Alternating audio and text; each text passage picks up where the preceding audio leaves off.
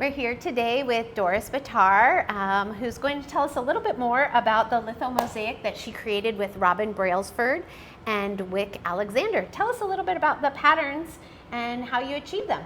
Okay, well, the patterns are patterns I was working with, and I feel very lucky, and the world, I think, is lucky to understand that the patterns I worked with, which were let's say Arab patterns, Islamic-based patterns, are patterns that really belong to the world. They're a heritage pattern, a body of heritage patterns. And what the Arabs did under the Islamicate in the Arab world initially was to create patterns from the civilizations that were beneath their feet, like Mesopotamia, Egypt, and other Greco-Roman civilizations, as well as the tribal arts, which predate the larger civilizations. And the tribal arts are similar in every culture, whether it's Peru, here in San Diego, or across the world. Tribal arts tend to work with stripes and zigzags and very simple design. And then the other thing in terms of Arab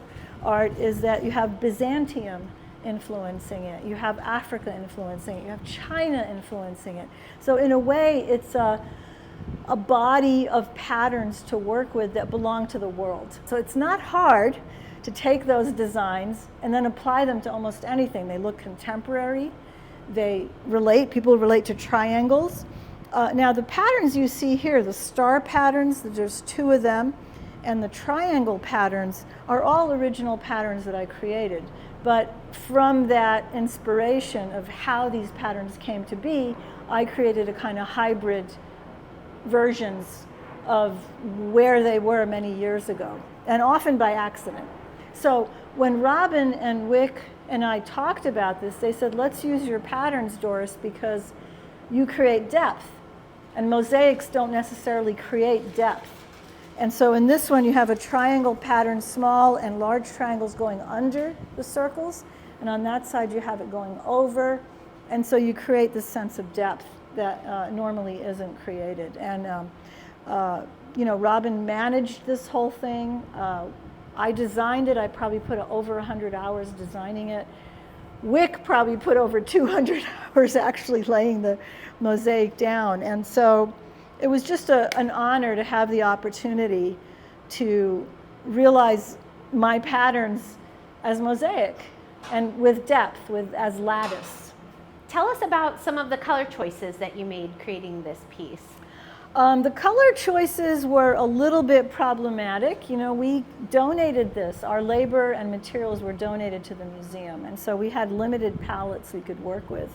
I wanted it to be more black and white and maybe yellow or silver and gold or something a little simpler, because I was trying to get it to relate to the outside part too, which relates to underground. The color choices were really decided upon by all three of us, and probably largely Wick, because he was actually laying down on the mesh. But we talked about it quite a bit. I wanted it to be more black and white, gold and silver.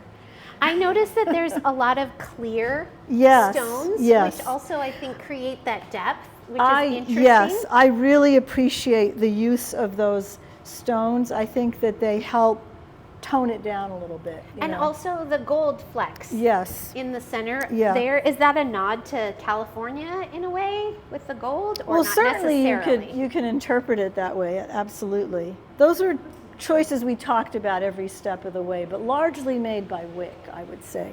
And I was a big proponent of these clear pieces because they act neutral. The patterns are very strong. They're good even when they're not colorful. But it's nice to have a sunny spot when you walk into the museum.